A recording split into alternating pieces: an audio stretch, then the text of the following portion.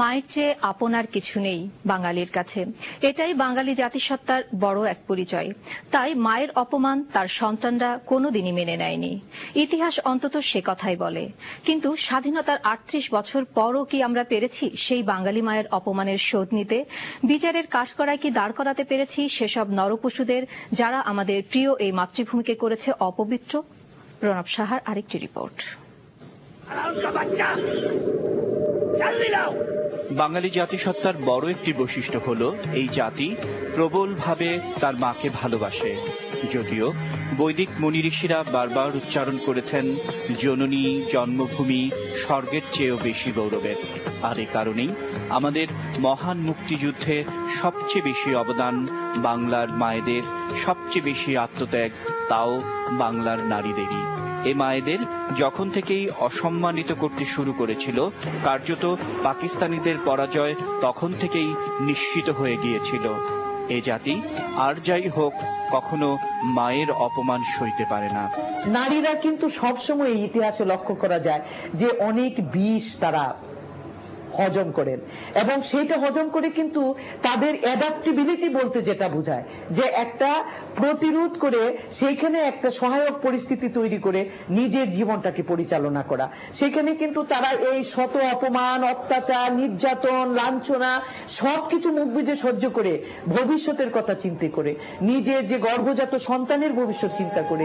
পাকিস্তানের অদূরদর্শী রাজনৈতিক সিদ্ধান্তে সে সময়ে জন্ম নিয়েছিল প্রায় ২ লক্ষ যুদ্ধ শিশু। আন্তর্জাতিক সাহায্য সংস্থা অক্সফামের সহযোগিতায় মাদার তেরেসা তাদের পুনর্বাসনও করেছিলেন।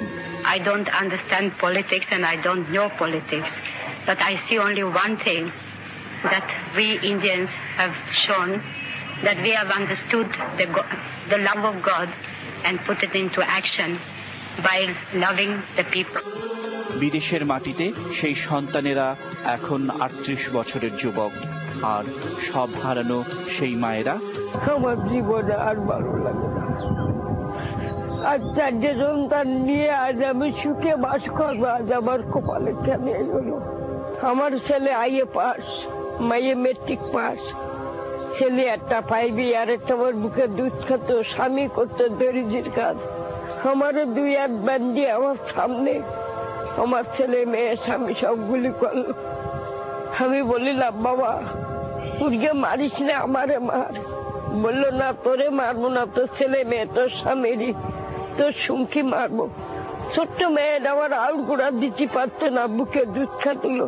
সেই মেয়ে কালি নেই সময় কাদার তলায় পুঁতে গুলি করে বুকি করে গাঙে দেয়। আমার মা আমার অহংকার।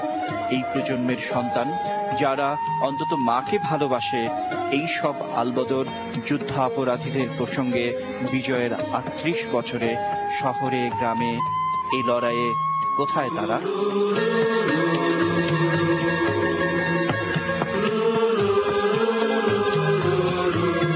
প্রণব সাহা, RTV, ঢাকা। এবার জাতিসংঘ জলবায়ু সম্মেলন প্রসঙ্গ। কোপেনহেগেনে জাতিসংঘ